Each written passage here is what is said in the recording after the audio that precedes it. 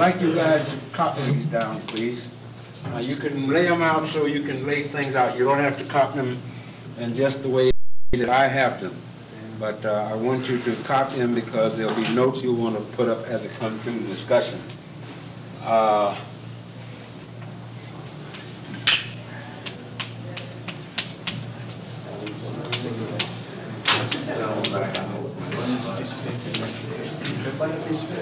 No, I got no pen.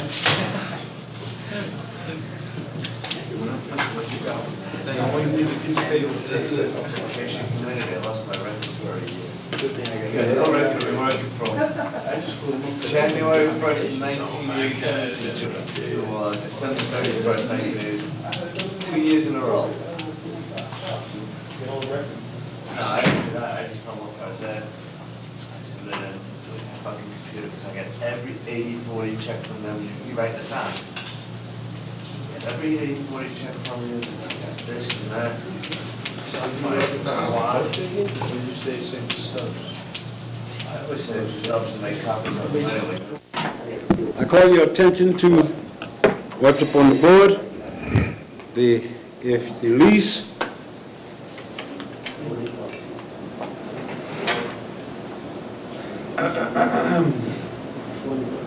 he's preparing to come lecture. You ready to come do this lecture? All right, give me attention. I got a lot of stuff to go through. I want you to make notes because some of this I'll pop back at you later. And the other main reason is not... Sorry. You asked me a question, man. I was trying to get him a piece of paper, that's all. A piece of paper for what? Taking your notes down. I don't believe this. Did you leave home prepared to come to class today, sir? Did you leave? I had a pencil. Yeah, you're halfway there. Will you please, sir, lend him a few pieces of paper from the back of your pad? Don't give him from the front. He don't deserve it. Can I get a piece of that, brother? All right. You're probably going to need more than that. You better try to please him and give you two. And the next time anybody comes in here without stuff prepared to write, you automatically flunk this course. Keep laughing. I'm a person that works with you, but you know there's no damn excuse for that, is there? Last day of classes for I thought it was in my bag. I thought this was already. Did what? I asked guys that you already flunked because they came to class on. I flunked you for cheating yourselves. Now, what I would like to emphasize, I'm not asking you to make these notes primarily for the class. I do not expect repeat. Well, every time any of y'all start talking, I'll stop. And that'll throw the complete section. Nobody's going to leave until I finish this because we got to move on to other things. I gave you assignments which you have plenty of time to get at through your holiday season. And my whole point, as I told you earlier, is I don't expect you to walk away as experts in world history. I've been dealing with it all my life, and I'm only beginning to crack the surface. But the importance of your notes is that hopefully at some point a light bulb will go in, and that's deliberate. After all, you are electricians. And these notes will come into you. The question, you were the one, who was it that asked the question about, what about slavery last week?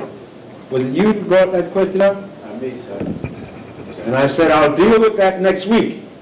I didn't want to go into it partially. There was somebody sitting at the table. Well, I understand, because all white people look alike to me. I understand that. You know, all black people look alike. I wonder how you came to that conclusion. Right. You got it, right. So, you know, and one of the other things, while we're on the question of that, I've been trying to figure out what is it that Dukakis and Gephardt and Gore and them want. I wonder whether this country is ready for a Greek president. I wonder all of these things. I wonder if this country is ready for an Italian president.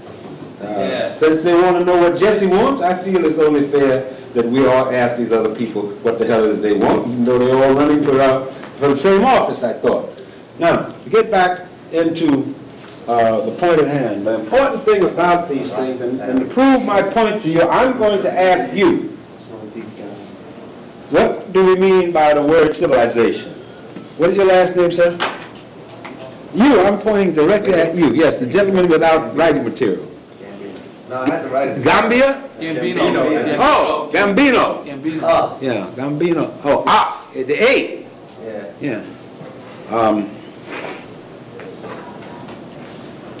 Little knee. Little knee. Little me. Yeah, female. Gambino.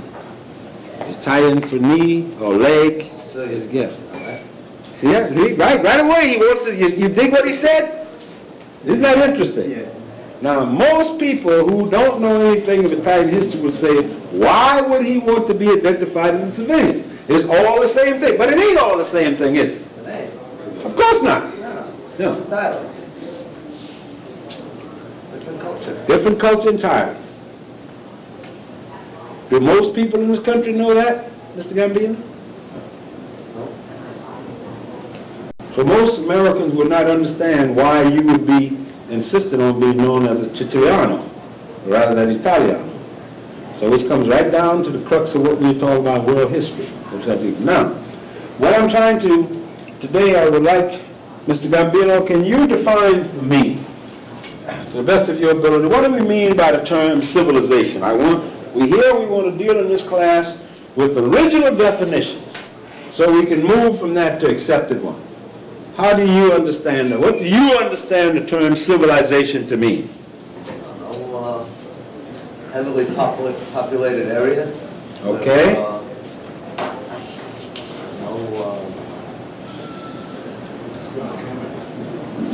Suppression. Well, it's tough to be known as, I understand, but, Let me get my glasses on. yeah, right. All right. All right. Now, You understand it to mean a heavily populated area, like what you're saying, a city or? like a city or a big town where it's not so like wide open. You can get anything you want easily. Okay. There's a lot of stores, a lot of One type of people. Convenience. a lot of work. Right. You said what? One type of. I watch what you're saying now. One type of. He gave you an example. One type of people living in there. Would that be an accurate description? Civilizations like in history. That's what I'm talking about. That's like a group of people or If you laugh one more time, you're gone. I don't give a shit if you don't respect me. But these are peer groups. And I can't hear him and you can't hear him because I might throw the question at you. If you can't answer it, I'll flunk your ass. It's a serious business. Go ahead, sir. well, I mean, like in history, one type of people like the Roman Empire. That was the Romans. That was a civilization. That was a civilization. Like the Incas. Only one kind of people? Well. We're talking about the Roman kind of civilization now. One kind of governed people, more or less, kind of deal. I guess. Oh, you can live a more civilized way of life.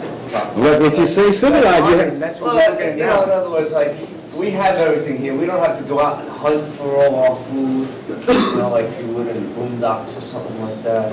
It's very accessible to us. okay? And that is how you define your concept of civilization. I asked you. Okay, Maestro.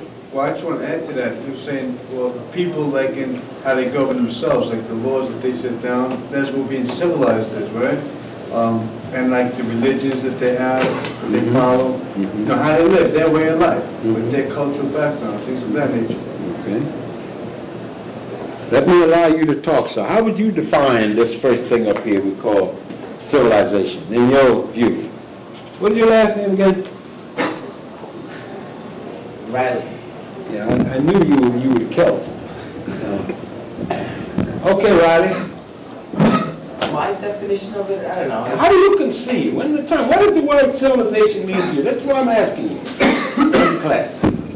Well, it's got. I didn't say if you didn't give me a definition that I approved of, that I was going to cut your head off. I want to understand your concept of this. Well, it's gonna mean so much to be civilized. Okay, so that's gonna be modern conveniences. Modern convenience. Civilization. No, but then again, it was early civilization. Your mind is to get in the cook. They didn't have modern convenience, did they? Nah. But they call themselves civilization. Civilization is I guess it's a- principles past. Well, I guess I guess say it's that. the time that you're in, Yeah. Okay, it's like as for 25 years from now, way more advanced than we are now. I didn't ask you for a definition of how do we define modernism. Okay. 25 years from now, you might still say you're a civilization, but what you call modern might be entirely different. I agree. It's what the present society accepts. As what? What's law or anything else? Code, behavior code, ethics, Yeah, exactly, yeah. principles. Yeah, they don't have to do with that. Nice room?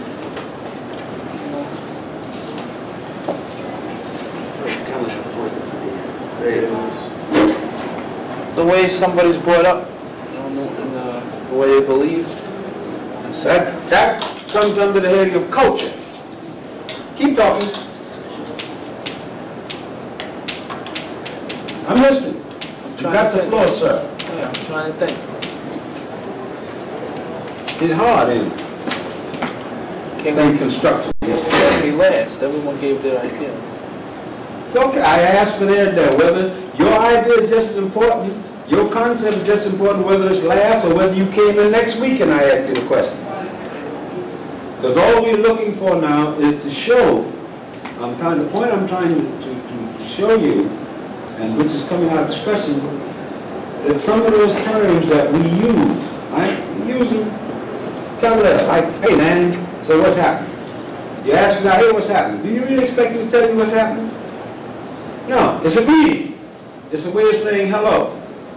So that's one of those words which is fundamental, which we use constantly, or we are told constantly. American civilization, the possible end of civilization as we know it. We're all familiar with these terms, right? But we don't usually think about what they mean, do we? That's what I'm trying to say. When I ask you to give your definitions of it, and some of it I said, give the dictionary original definition, and I didn't expect you to come up with my definition. My point was to show, and by extension, to impress upon you the idea that many of the terms that we use every day, that are thrown at us every day, that we think we understand. We only think that because at no time has it really been necessary for us to stop and think in terms of what the word means. So you could say civilization is a growth of a people's environment. You say that. So you consider that. But all people have environments, but all people are not say they don't have this equivalent called civilization. But that can be a part of a civilization. Again, I'm not giving you a definition yet. All we're doing is determining how difficult it is for us to have understandings of things that we think we understand everyday terms. Now, if that is true, how much more difficult is it for us in a class like this or otherwise to try to come to terms with conditioning which have been a part of all our lives and the culture or civilization we come out of? We take the terms for granted. I know what the term civilization means. Yeah, I know. I'm a civilized person. We use these terms. It's only one term. But we use it as many terms without ever thinking about it concretely.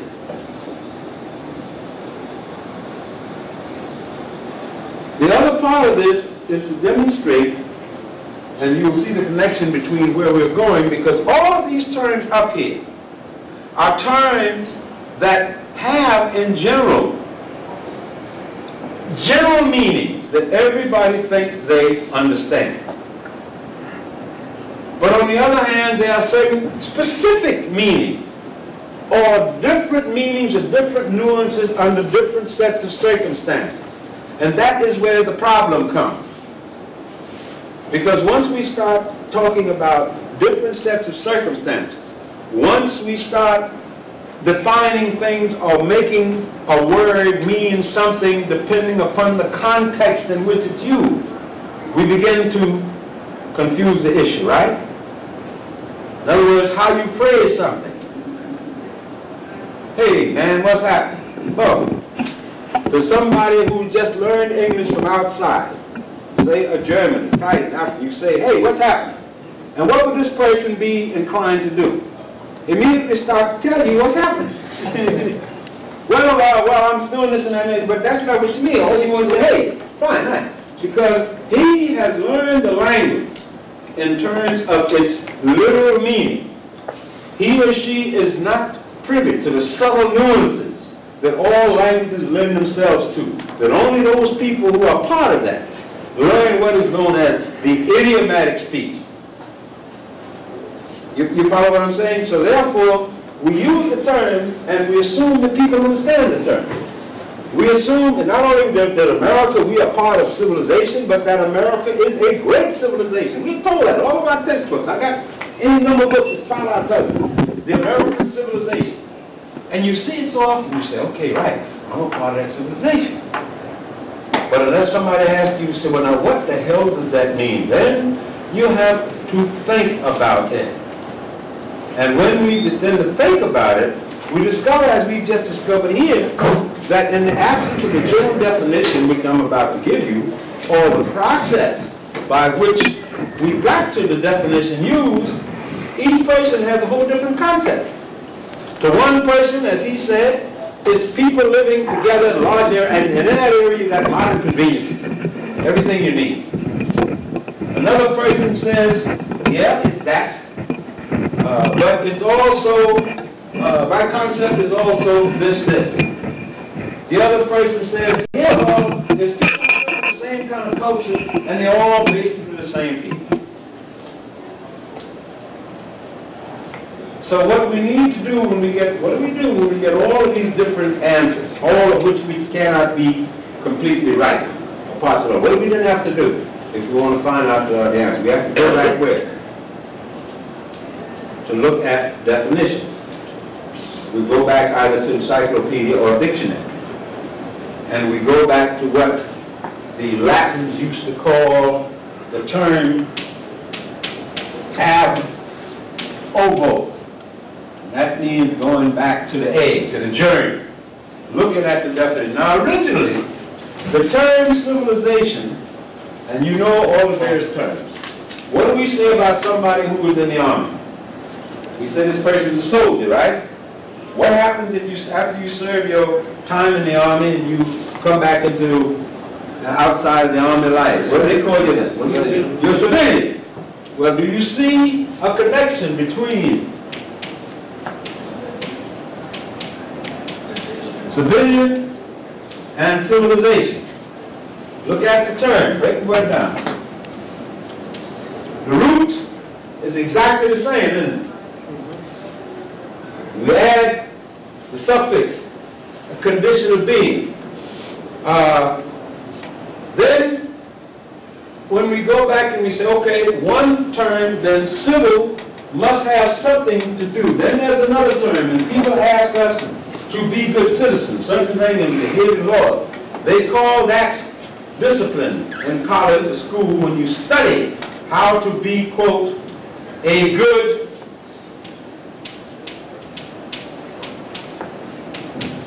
citizen. We study something called civics. Once we lay it out, we see that there is a connection between all terms, right? It's similar. Certain words change, but look at teaching whatnot, but I'm a citizen. Now, originally this term really came from a term meaning civis. Latin term civis equals city. That's all. So your first thought of definition was very close to right. It had to do with people who live in cities as opposed to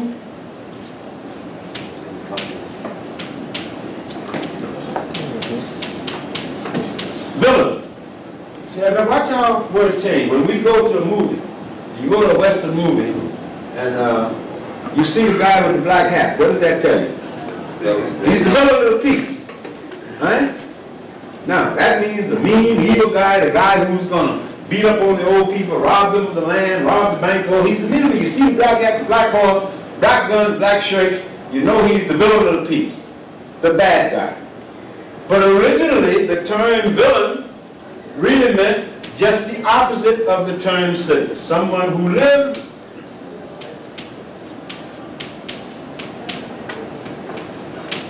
in the country. Let's begin to show us what language can do, how it evolved over a period of time. So that we can go from the ancient times of the Romans who came up with the term to the term called civilization. So if we use the term civilization in that original sense, then the term would only mean a process of bringing people together in cities as we live now. But in our concept, we see it as somewhere along the line, the idea that people who lived in cities were somehow smarter, more intelligent, intellectual, and sharper, as you would say, than people who lived in the country. So it was a very short jump to the idea of civilization having a larger sense, a larger meaning. And when we talked about it in a larger meaning, description, right? Because the next thing that comes from that, once you say then that those who live in cities have better life, etc., you're now talking, the next step is that these people are superior, and those folks that come out of the country are automatically what? Inferior. Now look what we've come up with, just for definition.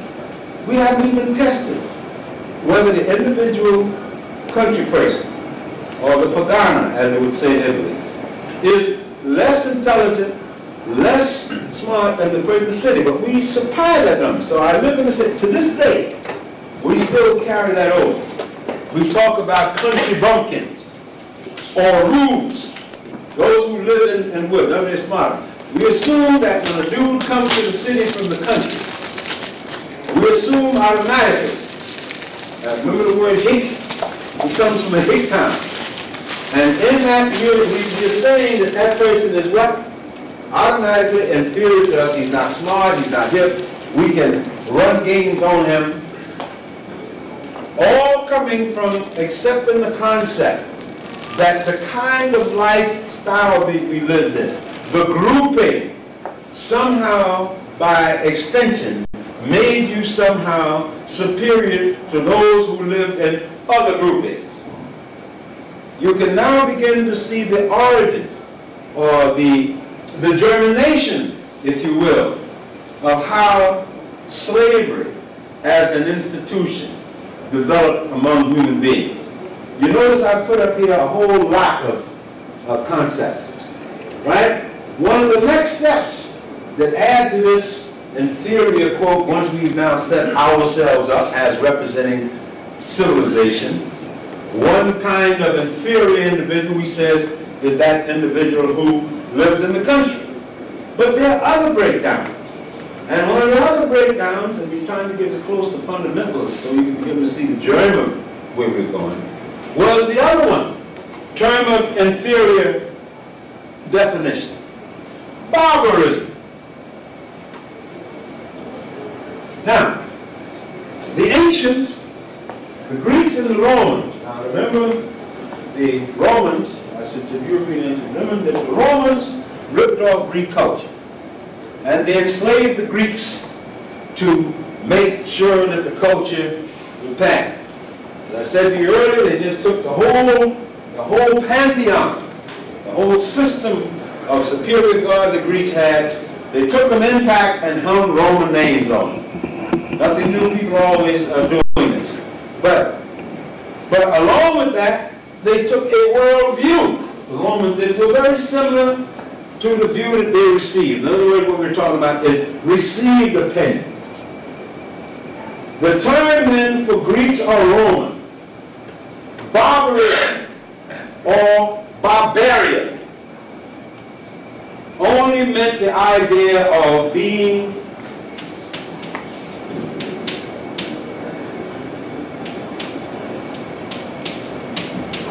GA.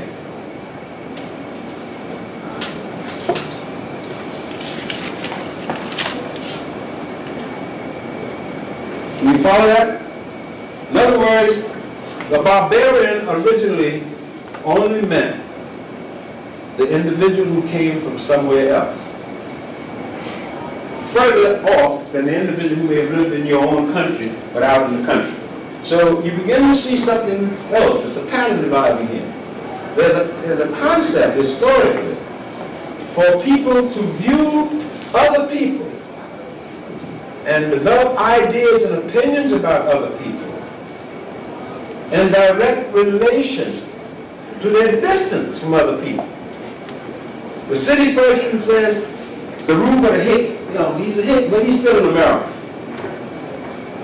But your attitude, while is superior to this hick, is not as superior as your attitude to the barbarian, who, of course, is the foreigner. Along with that comes with an idea. Obviously, the less contact we have with people, it follows the least we know about them. Is that correct? Did you read that, Mr. Glass? Yes, sir. All right?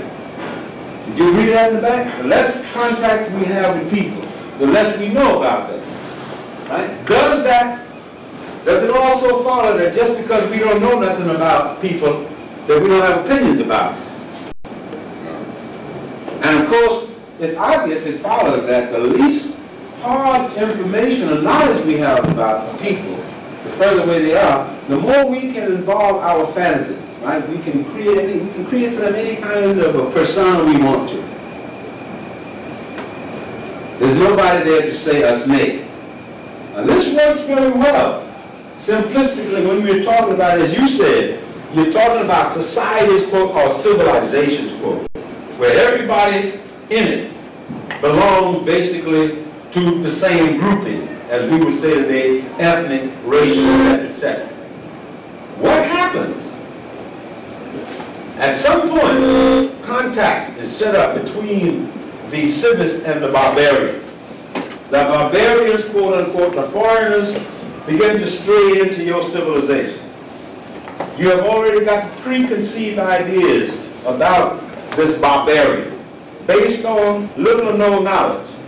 Because he now comes among you, and he stands at this table where I'm standing.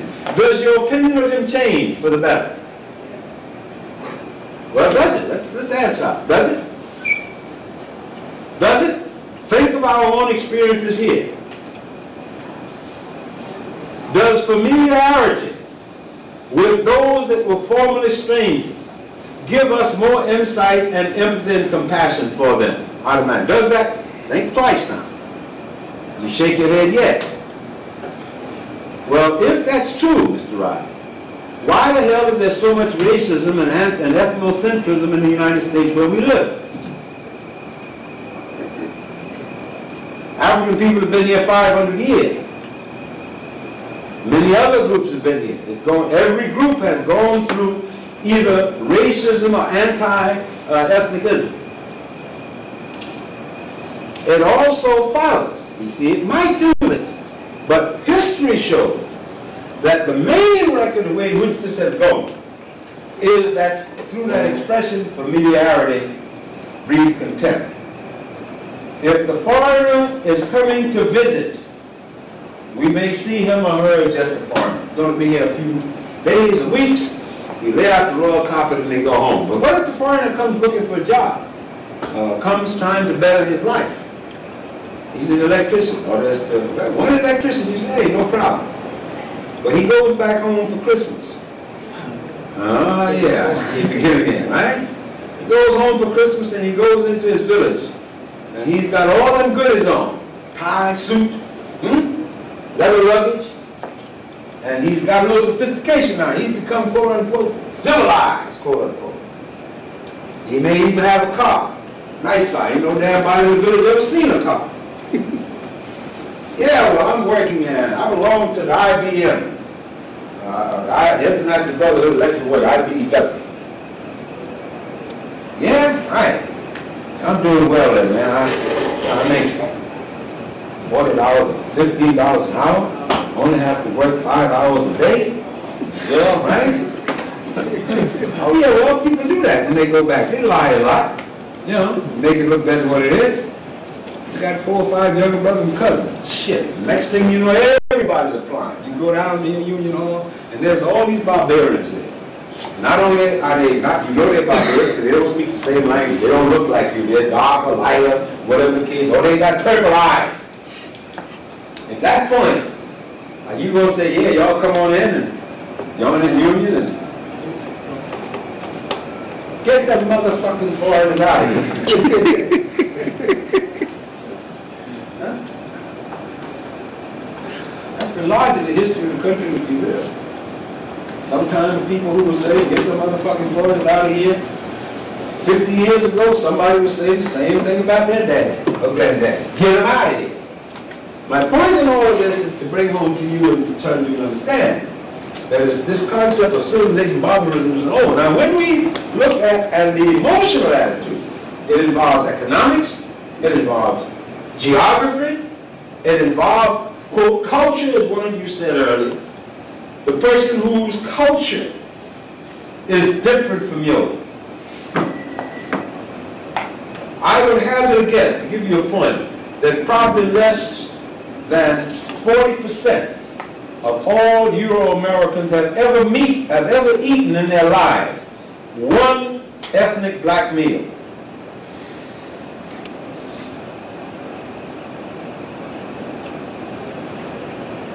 Saying a habit? Habit. I thought about it consist of. What we call soul food. What does it consist of? All right? So, who said that? Say it now. Chitlins. Chitlin is one. What's another one? Black eyed peas. That's another one. What is another one? Collard greens. Collard greens. What's another one? Fried chicken. Cold 45. Well, everybody's huh? Yeah, right. Cold 45. See, you keep thinking that you're making smart crack. But even in making smart crack, you have hit on a cultural truth. Malt liquor is a kind of a thing that is favored by more blacks than any of the other ethnic groups in the society. I don't know why. I'm not a drinking man, so I can't go into that. I think it all tastes like medicine or poison. But that is true. Now, if we look into Afro-American culture deep enough, we would find that there are logical reasons for this. Okay? If we report, we can find that there are reasons. We could trace this back and find out why that is. Sometimes a people will adopt something in a culture for no other reason than just to be different, to make it mine. Sweet potato pie.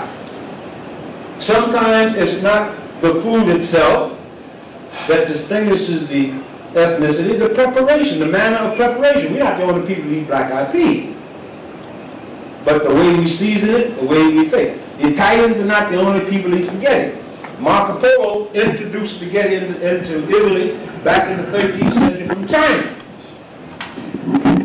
But if you've ever been into a Chinese restaurant, you're aware of the fact that the Chinese do not prepare spaghetti in the same manner the Italians do. And when you come to other people, like with us, the way we take the big round fat piece, which is called macaroni, and our thing with that is macaroni and cheese, but not the way you sprinkle the cheese on whatnot, but cooked cheddar cheese in it. Big deal in a black home for Sunday dinner. I used to look forward to that, you know, because my mother would put that big hunk of cheddar cheese in there, you know, and it would get brown and crusty. It tasted good to me. I was 25 years old before I ever had my first Italian meal. I was about the same age before I ever had my first Benz. Why not? You don't want to be a slave when you're going off. Thank you. Would he come back? Hell no. He'd keep going. Right? Okay? If you didn't want him to go, then you would have to set 2 other free people, or one, to go out and send him out with the guy. But that's risky too, isn't it? Because the dude might get the drop on the other guy. He doesn't want to be freed. Boom! And he's going anyway. So you can begin to see that in a mobile society, where you have need for just small people, you have to be able to go. The whole condition of life, the economics of life, was not conducive to large scale putting people in slavery. So the best thing you could do with them, you might say, oh, if it were a woman, you might want to make her a concubine for the pretty ones. The ugly ones, like ugly women all over the world, had the hair, had to go with the hide. So you begin to see that, obviously, if we look at the beginnings of what we call civilization, we would see that it would not have been practical 6,000-7,000 years ago for primitive or nomadic societies to develop slavery. Now we know that human beings from all levels, when we look, even the Bible tells us, when you looked at the society of the ancient Hebrew, you were looking at nomadic society. That is, wanderers, people who kept goats, who kept a few sheep and cattle, and they moved from place to place. Slavery as an institution, no matter what kind, can never take hold until human beings began to settle down into what we call stable societies. And stable societies mean what?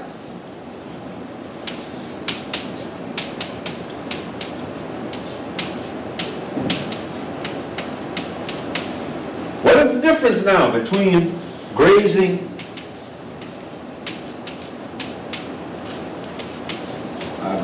and hunting?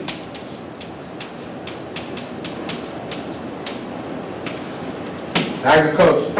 A hunting society has the same mechanism as a herding society. Grazing They have to society.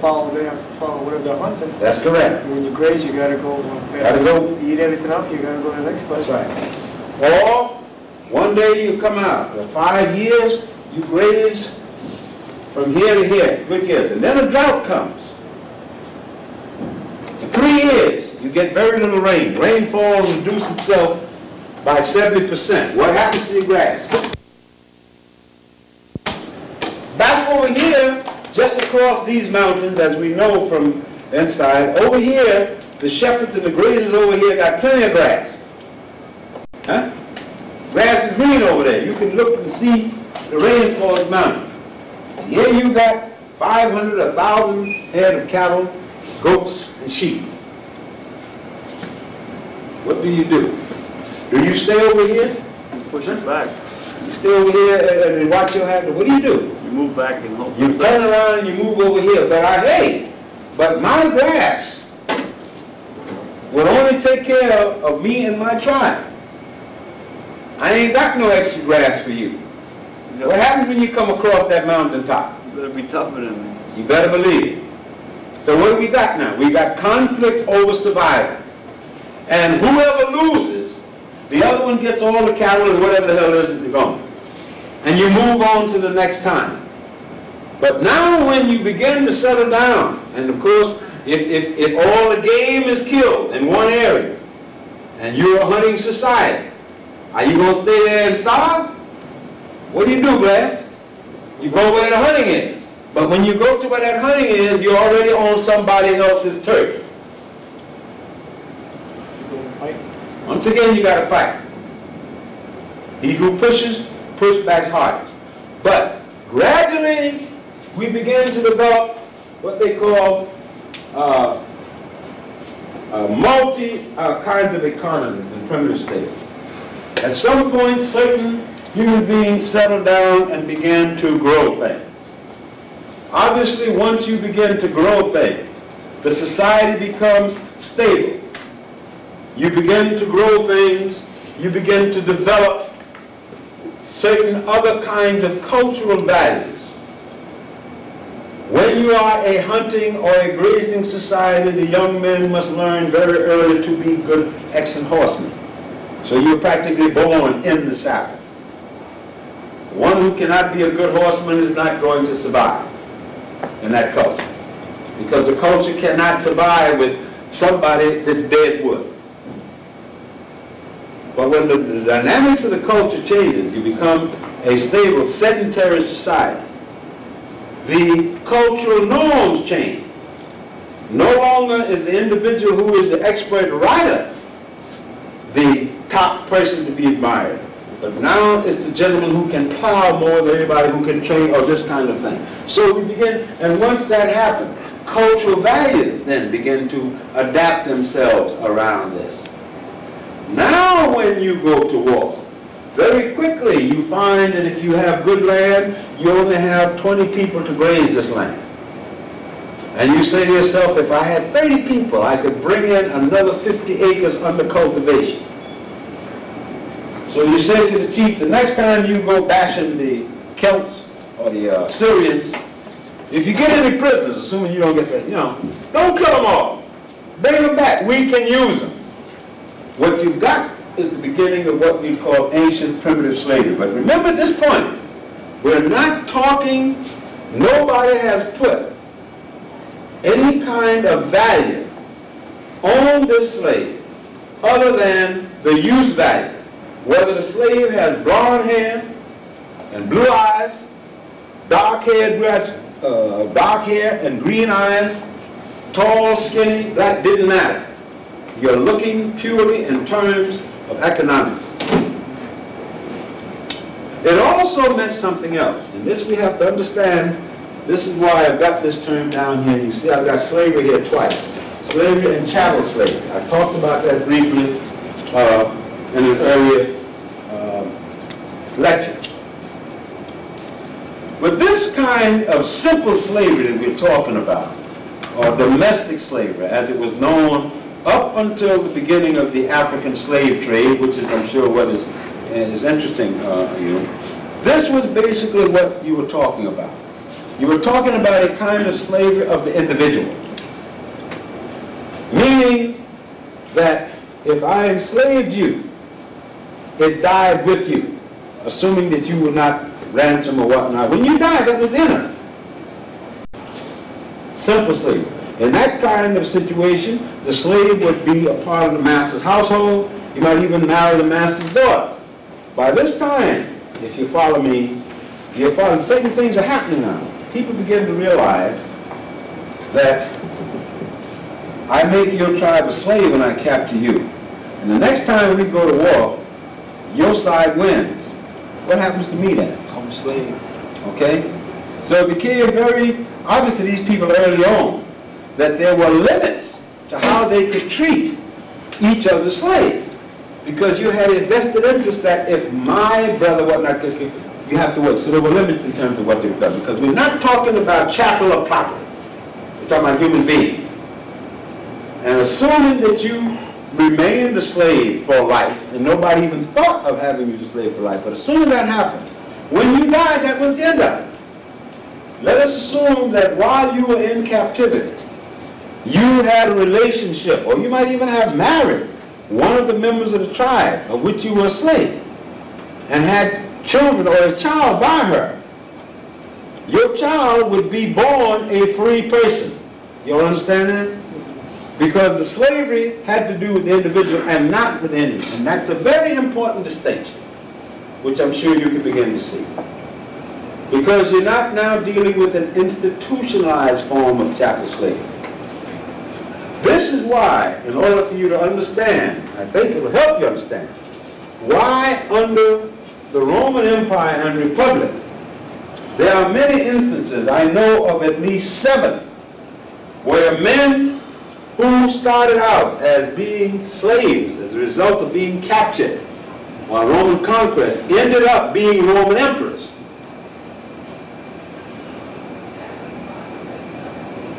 Because, since it was on an individual basis, Scipio Africanus for one, Titus Iberius was another. Since 3 of these emperors were black Africans, we can intuit from that racism as we know it was not a part of Roman system, because the ancient Roman army looked pretty much like the U.S. Army looked today. People read the Roman Empire. Once you had the Roman Empire, when they went out, Rome made 2 distinctions. There were 2 kinds of people, basically. Roman citizens and barbarians. Being a Roman citizen gave you certain status. You could only fall from that into slavery by certain prescribed legal acts. The barbarians had a status completely outside. Therefore, the Romans who took the position that to be a Roman citizen ought to be the greatest desire of anybody in the world. So many of the people the Romans conquered would say immediately, sure, give me Roman citizenship, man. Shit, I love Rome. Why not? I'm going to survive. So ultimately, Rome ended up just like the British Empire. It became top-heavy, scattered over all the known world, cumbersome, where it was costing them more and more economically to keep armies in the field because they had more and more territory to cover. So more and more, they had to modify the situation to deal with people that they would maybe 50 years before not even consider dealing with, changing the rules. We now have another category. The people in Africa can become Roman citizens, etc., etc., etc. That is why, if any of you have seen Spartacus with Kirk Douglas, which was really a pretty accurate depiction of what life was like in that time. But if you looked at, when you looked in the slave pen, where they kept all the gladiators, how many of you saw that movie, Spartacus? Yeah, you saw it, and you looked out there, and they gave you a long shot. You saw every race and creed that the Romans knew who was out there. Blonde, blue-eyed, etc. All of them were slaves to be for the present emperor. So obviously the issue of race played no part in it. And if the issue of race played no part at that point, it also meant then that the accident of birth would not determine whether or not you ended up a slave. In other words, it was always a personal level. First you lost the war, and you ended up a slave. And some people decided that this was, some prisoners would kill themselves rather than become a slave. This was the pattern both in Europe and Asia and, of course, in Africa. It has been said lately that, well, we didn't create the African slave trade. The Africans sold themselves. Unfortunately, that's an example of trying to put the cart after the horse 400 years after the case.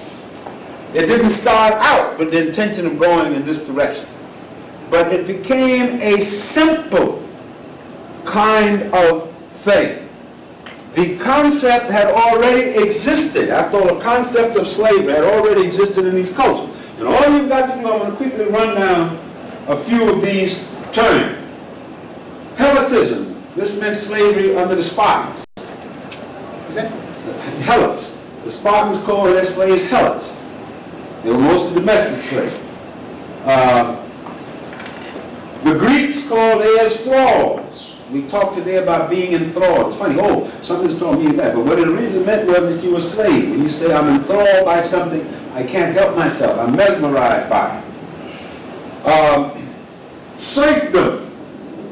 When we look at serfdom, as we have come to see it from the study of the medieval period, medieval Europe, people have been programmed to think of the serf with the benefit of aftersight, as we would think today of peasant. But as I've shown you before, the word peasant comes out of the Latin pagani, which is the same root as pagan, which meant exactly the same thing as the term villain. The peasant tilled the land and lived in the country. The only parallel between the peasant and medieval serfdom was both of them, like the villain, worked the land. The peasant was from the beginning at the struggle. The person who became the peasant had first started off as the serf, and through some method, either through service or through struggle or resolution, had won certain rights which the serf did not have. In other words, the peasant had a certain amount of independence and ability to do certain things on his own without getting the Lord's permission. The serf belonged to his Lord and Master. I'm not talking about blacks now, I'm talking about some of your ancestors. So when you talk to not only this, the Lord of the manor had the right of power and death over the serf. There was no court who could say to the Lord of the village, the manor, if he killed one of his serfs, that was the end of it. No court would bring him to trial. There's a case of a traveler riding through medieval England, somewhere in about the middle of the 16th century. He was riding out in the country and being shown over this manor by his guest, the lord of the manor. And he looked up on one of the major houses and he saw one of the serfs up there who was an expert, and this is something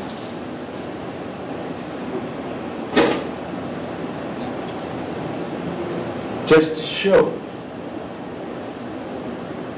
No big deal. It's just another serf. We would call that what? Cold and buried, so it doesn't stink up the place. It also tells you that this concept that we have of the sanctity of human life hangs by a tenuous thread. It ebbs and it flows. At certain points, it seems as though we're making progress, but then something happened and it retrogresses.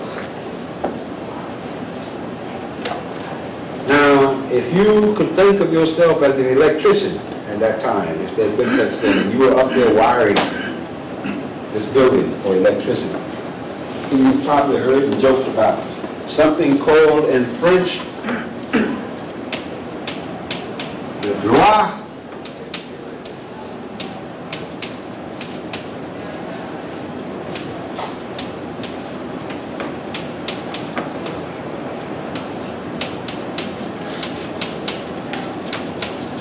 de seigneur, meaning the right of the Lord. And what that meant was that the serf had to cede the Lord the right. First, he couldn't marry without the Lord's permission. And part of that, if the Lord gave the permission, the droit de seigneur, the rights of the seigneur, meant that the Lord of the manor had the right, should he wish to avail himself of it, to sleep with the serf's wife on the wedding night before the serf got in. That was the Lord's right. Now you sit and say, shit, I would kill the son of a bitch before I could do that. But strangely enough, culture is a very interesting thing, how it programs us to go along with established attitudes and procedures. It has been documented that many of these serfs were very insulted when the Lord of the manor refused to avail himself of that right. He decided, what's wrong with my wife? You went to bed with George's wife, what's wrong with mine? Yes, sir. May I help you, Mr. Millis? Yeah, sorry to interrupt you. That's quite all right. I think I have set the stage for you in terms to go into part 2, where we begin to show how this whole cultural and civilization process, this is the way that it stood, more or less with certain modifications, at the beginning of what has come. He meant originally some form of involuntary servitude, or what we put under life as slavery. Now, it should be obvious, if you think about it, that certain things have to come before other things come, right? In other words, something established, and then out of that, the idea, the germ comes and it's formalized, and then the idea comes to be followed. And once certain things are in place, it's easy to build on this. But one of the fictions and one of the misconceptions that has been passed on to us, and it's easy for us to believe it, simply because, like with the term civilization, we haven't really had to think about it. That when people talk about the African slave trade, they omit to say that up and down the Mediterranean, up through this area, and in parts of Europe, slavery of white and Muslim people continued throughout the 19th century. The only difference was, as in the early days, you got caught because you went to the Romans and lost the battle. With the beginning of the Muslim invasion of Europe in 711, with the rise of Islam in the 7th century, in the 8th century, it became a new ball game. But the techniques for doing it remained exactly what they had been in the old days. In other words, what I'm saying to you is the African slave trade did not replace all the other slave trades. But while these things went parallel accordingly, it was a whole right of concept. Now today, the Anglo-Saxon people, when they became... Are you ready, sir? When they became the masters of the earth, they like to say, well, the reason that we enslaved Africans because they were inferior. And only inferior people go enslaved. Now I'm holding here a book written by a monk by the name of Adam Bede, B-E-D-E, who's known as the Venerable Bede. He was the head of a monk, head monk at an abbot in Yarrow, in England. And I'm going back now to, he was writing in the middle of the 7th and 6th century. And he talks in here about how the English people became Christians, about how they, what the whole process was. As you're probably aware, and we'll talk about that, England was conquered by Rome, and the Romans stayed there, of course, for almost 400 years. And during that period, what they did, they sent back many of these Angles back to Rome as slaves to serve the other people. Now, interesting as it may seem, the Englishman today who considers everybody else other than him as inferior, this is exactly the way the Romans and the Mediterranean people looked upon the English people, Saxon people back in the 7th century. They felt that they were not good, that they didn't make good field slaves. Can you believe this? They didn't make good field slaves because they said to be a field slave you had to have imagination and some intelligence. And that these people, sound familiar, that these English people and Saxon were so inherently dumb that you couldn't train them. So therefore, they couldn't bring as much in the slave market as Rome as other people. And Gregory, Bede tells the story of how the church decided to,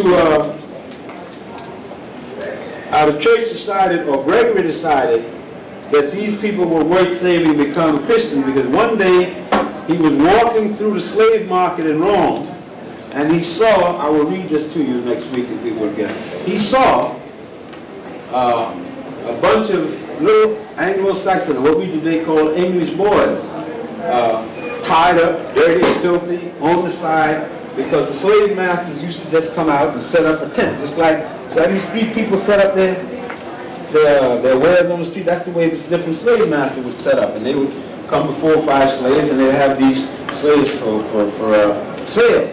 And Gregory was not even a pope then, he wasn't a bishop then. He walked through, but he was already a very religious man. He saw these young boys from 9 to 11 years old, pitiful, etc., etc., and he noticed that they had all blonde hair, most had blue eyes. So he saw that the price on them was about 40% cheaper than the price on all the other slaves, black, brown, blue, whatnot. They bought that. So he went to talk. He'd never seen people like this before. And he went over and he asked the salesman, who were these people? And he said, they're Anglos from the island of Britain, sir. And he said, well, you know, what are these? He said, but I see that you're selling them out here for money. He says, well, they're not good for very much.